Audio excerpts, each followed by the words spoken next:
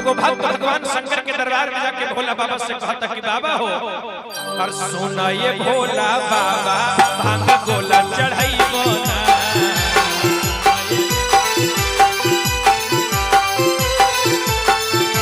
सुना ये बाबा भोला भांग गोला चढ़ाइबो ना।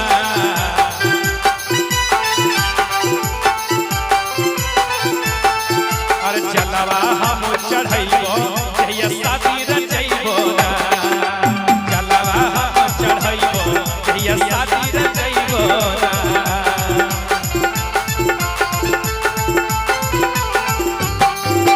सुना ये भोला बाबा भांग गोला चढ़ाइबो ना।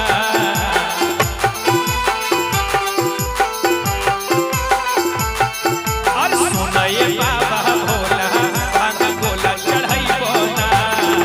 जल चढ़ाइबो तोहरा जहिया जोड़ी लगैबो ना। जल चढ़ाइबो तोहरा जहिया जोड़ी लगैबो ना।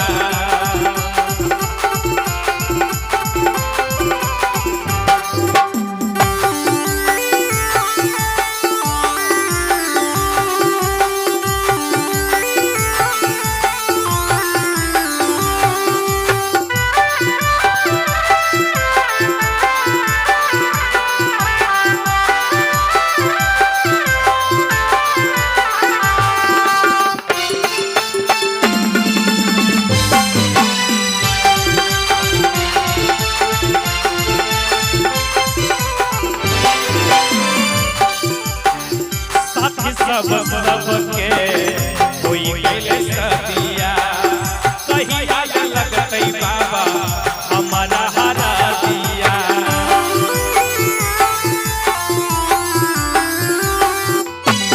साथी हमर सबके होई गेले सदिया कहिया लगतै बाबा हमारा हरा दिया।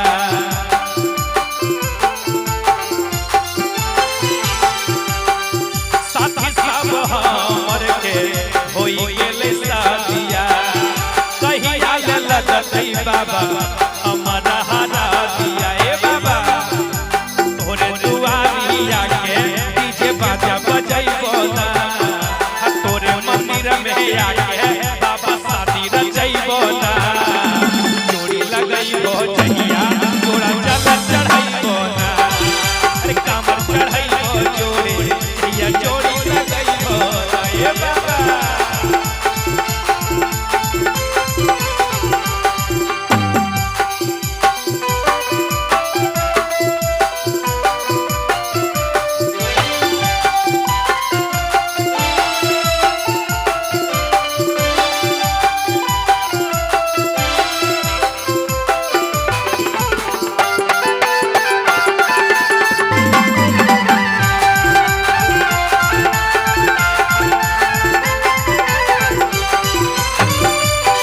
ए बाबा गाँव भर के लोग हमारा है ताना। देखी देखी हमारा बाबा हंसा है जमाना।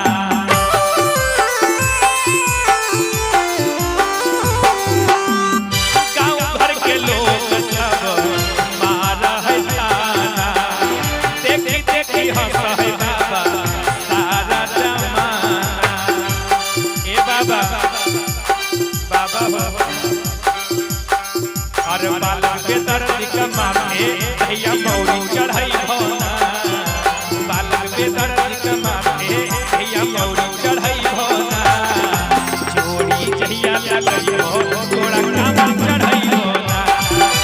जोड़ी जहिया लगैबो तोरा कामर चढ़ैबो ना। सोना ये भोला बाबा तोरा कामर चढ़ैबो ना। सोना ये भोला बाबा भांग गोला चढ़ैबो ना। जोड़ी जहिया लगैबो